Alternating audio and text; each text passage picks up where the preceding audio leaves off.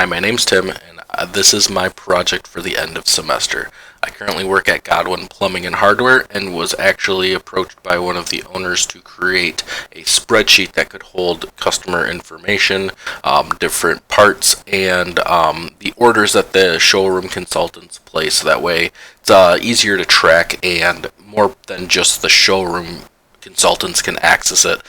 That would be the guys behind the counter that help out in plumbing as well. Often go in there at night to be able to help out customers, and they cannot find some orders or customers or different parts based off of the fact that they don't know where they keep them. So they asked me to create this spreadsheet, and instead I created a web app for them. So this is the home screen, and if you look at it, you can go to customer orders, so that way people behind the counter can go back there to be able to look it up and see that this customer has these 3 parts ordered, that this customer has these 2 parts ordered, and this one has this one ordered. If you go to the customer page and the part page, I want that to be a little bit more secure, so those are actually locked down until someone logs in. So let's go ahead and log in real quick. We'll go into my login first, and when you log in, you can see that it now pulls up the part page. And so you can see the various parts in here. I have 7 within the database for the parts. I have 3 different customers in the database for now, as well as 3 orders. So when you go to an order page, you can actually go in and edit it. Let's say this customer wants to not get part 3, but they want to get part 1. When you save it, it'll automatically save it into the database as well as on here. You can also, they decide they don't want this part anymore, you can go ahead and delete it.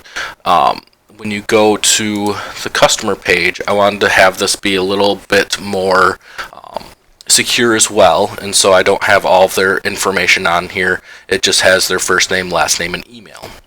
However, when you go to edit, you can then pull up all of their information. You have their first name, their last name, their address, city, state, phone number, and zip. You can cancel that out, or you can edit it if you want.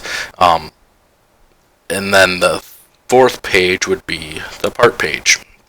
So this will show you all of the different things that we would need to see, which would include the SKU, a description of the product, as well as the retail price. However, instead of editing it, I want you to be able to just view it. So you can view that this part number is this, that this is the description, as well as the retail price of it. If you try to type anything in there, nothing will work. Now let's sign out. When you sign back out, it automatically kicks us back to the home page. Let's try a different user. Go ahead and log in as someone else, and once again, you will see that you are now on the customer orders page. You can also look at the customer page as well as the part page. As far as responsiveness goes, it wouldn't be used on phones, but it would be used on tablets. So if I pull up the command line, let's go to tablet. And as you can see, it still looks good, and it's not encroached or crowded or anything like that. And that is my presentation.